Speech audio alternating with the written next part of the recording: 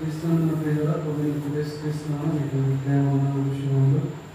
దేవుని యొక్క ఉచిత మహాకృప చేత దేవుడు మనల్ని వారంలో కూడా కాచి కాబట్టి భద్రపరిచి దేవుని సంఘంలో మరలా తిరిగి రావడానికి దేవుడు మనకు సహాయం చేసిన విధానం కొరకే దేవుడు ప్రియులారా, ఈ దిన వాక్య భాగంలో మనల్ని నడిపించే దేవుడు దేవుడు మనల్ని నడిపించేవాడుగా ఉంటున్నాడు. పిల్లలు దేవుడు మనల్ని భద్రపరిచే దేవుడుగా ఉన్నారు. దేవుడు మనల్ని కాపాడే దేవుడుగా ఉంటాడు. మన రాకపోకలేదు మనల్ని వెన్నట్టే ఉండి నడిపించే దేవుడుగా ఉంటాడు. మన ముందు నడిచే దేవుడుగా ఉంటాడు. మనతో కూడా నడిచే దేవుడుగా ఉంటాడు. మనలో ఉండి మనల్ని నడిపించే దేవుడుగా ఉంటాడు. ద్వితీయోపదేశకాండము 31వ అధ్యాయం చదువుతున్నాము. ద్వితీయోపదేశకాండము 31వ అధ్యాయం 8వ వచనం.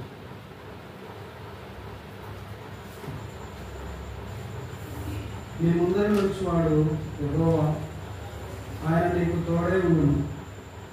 ఆయన నిన్ను విడువడు, నిన్ను ఎడబాయడు. భయపడకము, విస్మయం ఉండకము అని ఇశ్రాయేలీయులందరి ఎదుట అతనితో చెప్పాను.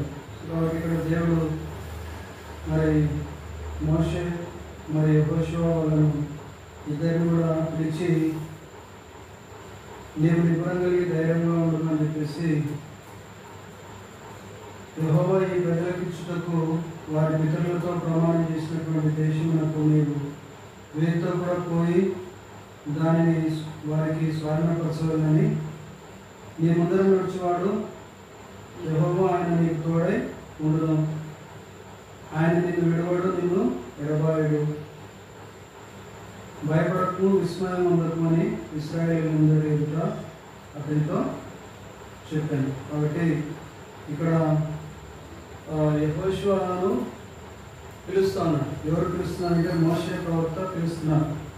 మోషే యెహోషువను పిలిచి యెహోవాను పిలిచి మాట్లాడుతున్నారు. నిపుణం కలిగి ధైర్యంగా ఉండమని చెప్పేసి మాట్లాడుతున్నట్టుగా మనం గమనిస్తున్నాం. పిల్లలు మరి యెహోవా ఈ ప్రజలకు ఇచ్చుటకు వారి పితరులతో కూడా ప్రమాణం చేసినటువంటి దేశానికి నీవు వీరితో కూడా పోయి దానిని వారికి స్వాధీనము చేయవలెను.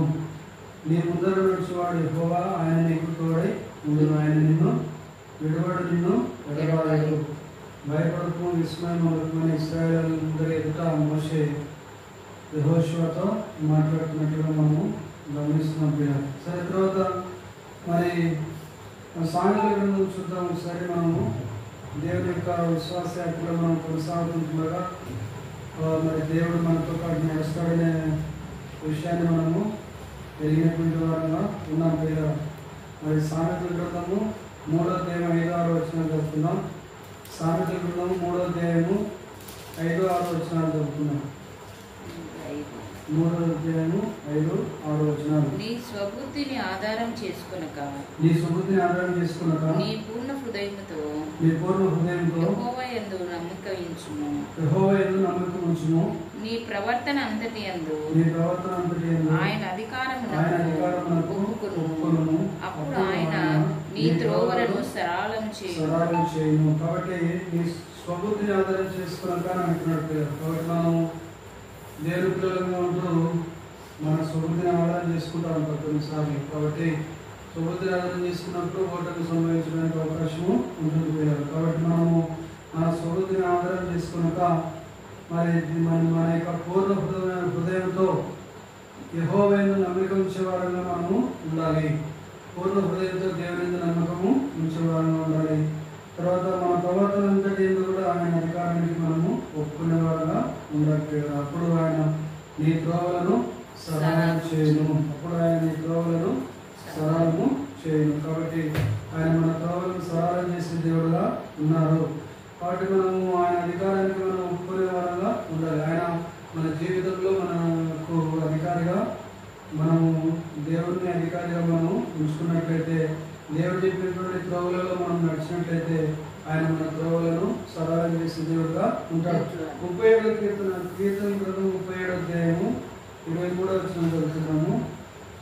చూడండి, 37వ కీర్తన 28వ వచనం చదువుతున్నాం. 37వ కీర్తన 37వ అధ్యాయము 23వ. ఒకరి నడత యెహోవా చేతనే స్థిరపరచబడును. వాని ప్రవర్తన చూచి ఆయన ఆనందించును. ఒకరి నడత యెహోవా చేతనే స్థిరపరచబడును.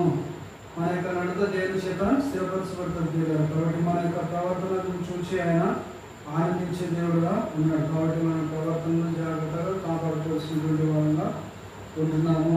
37వ కీర్తన 23వ వచనంలో ఒకరి నడత యెహోవా చేతనే స్థిరపరచబడును, మన ప్రవర్తన చూసి ఆయన ఆనందించే దేవుడుగా ఉన్నాడు. తర్వాత మరి కొలస్సీలకు రాసినటువంటి పత్రిక 4వ అధ్యాయము 12వ వచనం జరుగుతుందా? కొలస్సీలకు రాసిన పత్రిక 4వ అధ్యాయము 12వ వచనం జరుగుతున్నాం.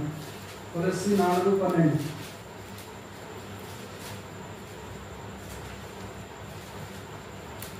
నాలుగో అధ్యాయము 12వ వచనం. కొలస్సీలకు రాసిన పత్రిక 4వ అధ్యాయం 12వ వచనం జరుగుతుంది.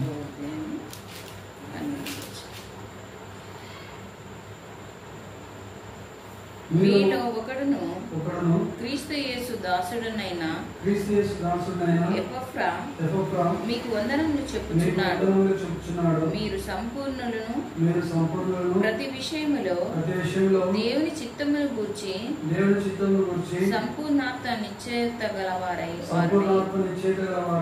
నిలకడగా ఉండవలెనని ఇతడెల్లప్పుడూ మీ కొరకు తన ప్రార్థనలో పోరాడుచున్నాడు. కాబట్టి సంపూర్ణ ఆత్మ నిశ్చయత కలిగినటువంటి వారంగా మనము నిలకడగా ఉండాలని ఇక్కడ ఎల్లప్పుడూ మీ కొరకు తన ప్రాంతంలో పోరాడుతున్నాడని వారి గురించి తెలియపరుస్తున్నాడు. కొలస్సీల గురించి తెలియపరుస్తున్నాడు పౌలు. కాబట్టి మరి 4వ అధ్యాయం 12వ వచనంలో మీరు సంపూర్ణంగా ఉండాలని, ప్రతి విషయంలో కూడా దేవుని చిత్తాన్ని గురించినటువంటి అనుభవ జ్ఞానాన్ని కలిగి ఉండాలని, సంపూర్ణాత్మ నిశ్చయత కలిగినటువంటి వారంగా మనం ఉండాలని, తర్వాత మరి ఆ విధంగా ఉండడానికి ఇతడు మీ కొరకు తన ప్రార్థనలో పోరాడుతుంది. కాబట్టి మనమందరం కూడా ఆ విధమైనటువంటి మరి తీర్మానాలలోనికి చేరుకోవడానికి మనము అందరం కూడా ఒకరికొకరము ప్రార్థన చేసుకోవాల్సినటువంటి వారంగా ఉంటున్నాం.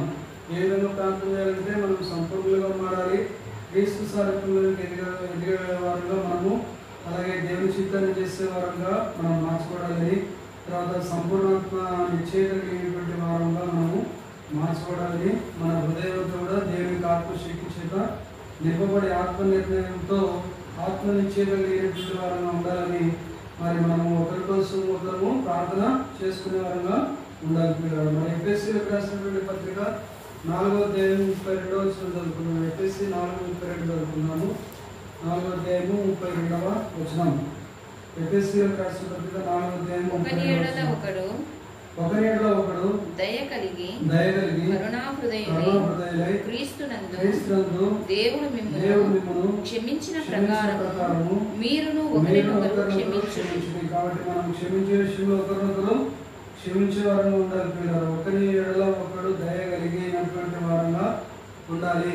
ఒకరి పట్ల ఒకరు దయ కలిగినటువంటి వారంగా ఉండాలి. కరుణా హృదయమై ఉండాలి. ఆ విధంగా ఉంటూ తర్వాత క్రీస్తు యేసు ప్రభు మనం ఏం చేశాడంటే శిలువ మరణం ద్వారా 2000 సంవత్సరాల క్రితం మన కోసము మరణించడం ద్వారా, క్రీస్తు ప్రభు మన కోసం మరణించడం ద్వారా మనం ఏం చేశాడు? క్షమించాడు.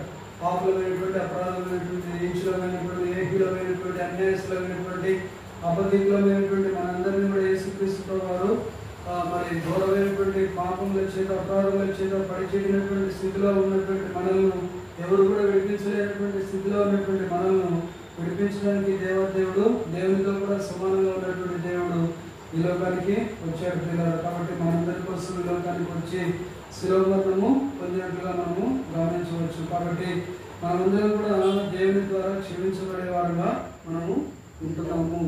దేవుని యొక్క క్షమాపణను పొందుకునే వారంగా ఉంటున్నాము. దేవునితో కూడా మనము ఆత్మనిశ్చయత కలిగినటువంటి వారంగా ఉంటున్నాము. ఆత్మనిశ్చయతను పొందుకునే వారంగా ఉండాలి. దేవుని చేత క్షమించబడే వారంగా ఉండాలి. దేవుని కొరకు జీవించే వారంగా ఉండాలి. దేవుని ఆనందించేవారుగా మనము ఉండాలి. దేవుని చిత్తాన్ని చేసేవారుగా మనము ఉండాలి. దేవుడిలో మనం ఎదిగే వారంగా ఉండాలి. దేవుని కృప కొరకు మనం కనిపెట్టుకునే వారంగా మనము ఉండాలి. ఆ ప్రకారంగా దేవుడు చేయడానికి దేవుడు మనకు సహాయము చేస్తాడు, కృపను అనుగ్రహిస్తాడు, మనల్ని బలపరుస్తాడు, మనల్ని భద్రపరుస్తాడు, మనల్ని దీవిస్తాడు.